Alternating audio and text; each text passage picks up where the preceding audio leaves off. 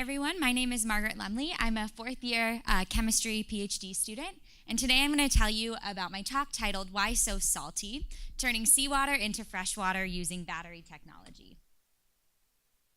So before I lived in Madison, I was living in Santa Barbara in Southern California. And when most people think about Santa Barbara, they think of a picture that looks like this, where we have the beautiful UC Santa Barbara campus and the ocean right there, and it makes you jealous, especially right now when it's cold and snowy here in Madison. And while places like this do exist in Santa Barbara, there's also places that look like this. And that photo on the top of the screen is showing you a picture of the Santa Barbara County Reservoir that was taken in 2016, when Santa Barbara and California was towards the end of a 6-year drought.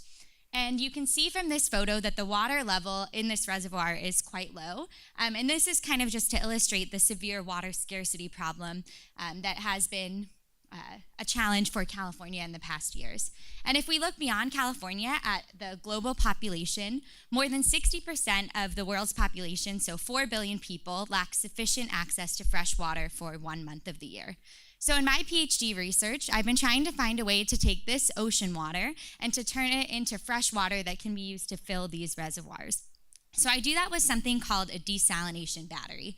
And the way that this battery works is to remove salt ions from ocean water. And the presence of salt in ocean water is the primary reason why we can't drink ocean water.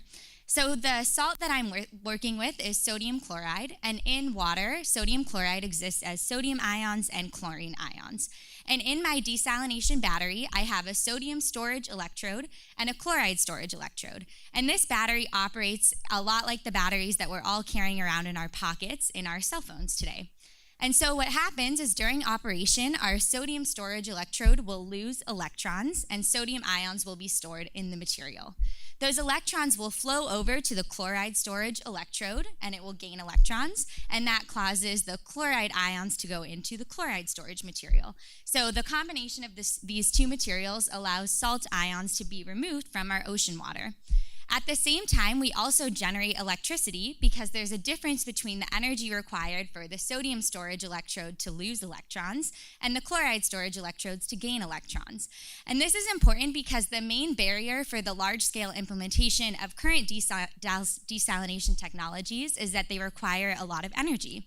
So using this desalination battery, we're able to generate electricity and fresh water simultaneously to start to address the ever-increasing demands for fresh water globally. Thank you.